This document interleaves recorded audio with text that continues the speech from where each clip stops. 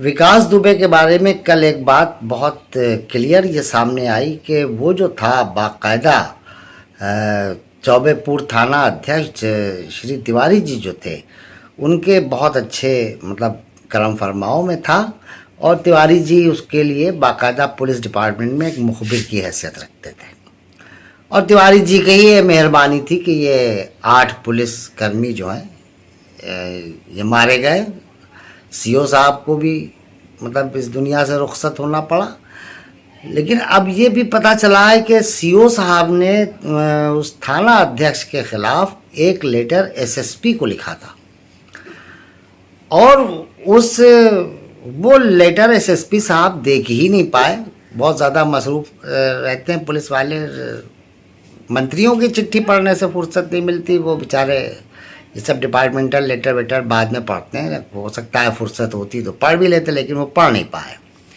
मंत्रियों की चिट्ठियां ज़्यादा होती हैं और ज़रा उनके ऊपर ध्यान भी कायदे से दिया जाता है। और फिर हर वक्त कॉल आया करता है कि फलां मंत्री जी बोल रहे हैं, मंत्री जी का भतीजा बोल रहा है और मंत्री जी का भाई बोल रहा है, फलाना बोल रहा है, ये नेता बोल रहा है, वो नेता बोल रहा है। तो इनको बेचारों को खाना खाने की भी फुर्सत नहीं मिलती, तो वो ये चिट्ठी कहाँ से पढ़ते हैं। खैर ये एक अलग बात है। अब कह रहे हैं कि साहब मैं वो देख रहा हूँ। अच्छा, अब पता चला कि ओरिजिनल चिट्ठी जो थी जो उनको भेजी गई थी वो दफ्तर से गायब हो गई। अब मैं साहब एसएसपी साहब से एक दरख्वास्त करूँगा कि वो बिल्कुल नहीं गायब हुई है। मैं आपको बताता हूँ वो तीन तरीक़े हो सकते हैं जिनसे वो गायब हो सकती है, या फिर एक तरीक़ा वो है कि जिसमें कहा जाए कि बाकायदा उसको गायब कराया गया है।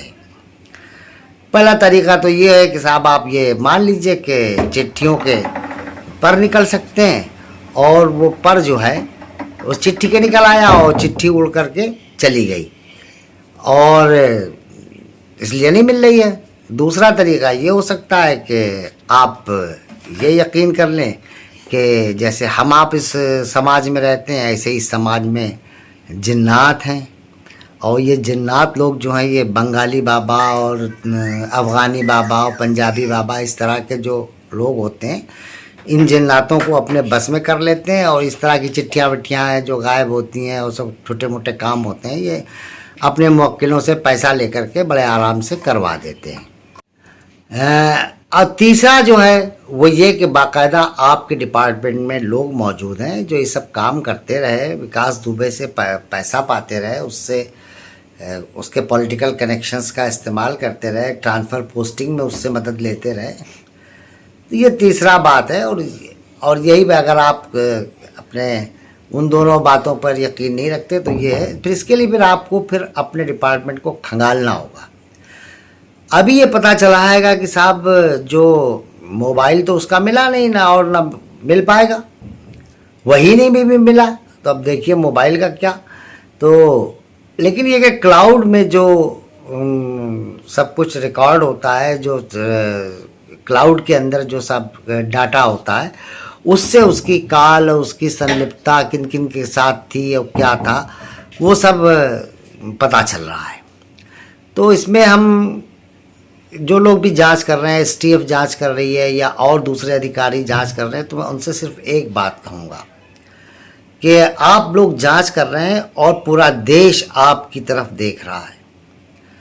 इसलिए नहीं देख रहा है कि आप कोई बहुत बड़ा धमाका कर दें, ये कर दें, वो कर दें ना। आपकी तरफ सिर्फ इस उम्मीद से देख रहा है कि आप अपनी जांच को निष्पक्ष करेंगे।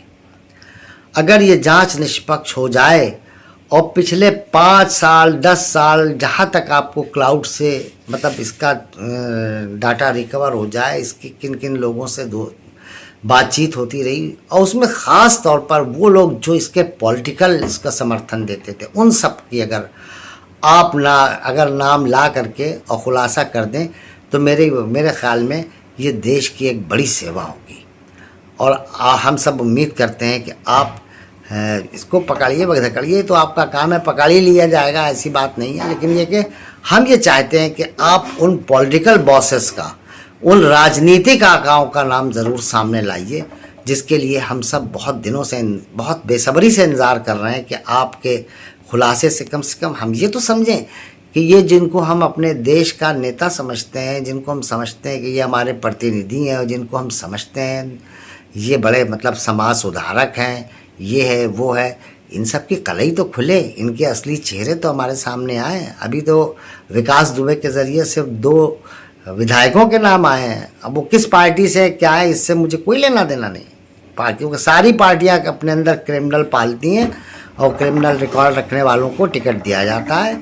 और 2014 का इलेक्शन आने से पहले अपना गप्पा आया था यहाँ, गप्पा महाराज आए थे यहाँ हरदोई, और कह के गए थे साल भर के अंदर एक स्पेशल कोड बनवा के इन सबको मतलब जो है जिन लोगों ने राजनीति को क्रिमिनलाइज किया है, इनको सबको हम जेल पहुंचाएंगे, दूध का दूध, दूध का पानी करेंगे। वो पानी आनी दूध का तो करते रहे अपना, उसके बाद भूल गए कि वो जिस दीवार पे खड़े हुए हैं वो पुख्ता दीवार नहीं है और वो पक्की ज़मीन नहीं है, धुएं के ऊपर खड़े हुए हैं।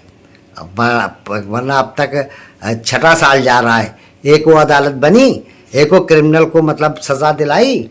ये गप्पा जो है अपना यही सब बातें कर करा के सब काम करता है। इसलिए देश आपकी तरफ बड़ी उम्मीद से देख रहा है। STF वालों, आप फ़ौरन उन पॉलिटिकल लोगों का चेहरे समाज सामने लाइए जिनके ऊपर हम बहुत समझते थे कि इनके ऊपर देश की जिम्मेदारियां हैं, मगर ये जिम्मेदारी कैसे निभा रहे हैं कि ये अपने राजनीतिक गुंडों को कैसा संरक्षण देते हैं, कैसे उन्हें बचाते हैं, ये सब हम लोग जानना चाहते हैं। प्लीज़ आप बहुत ईमानदारी से ये सब सामने लाइए।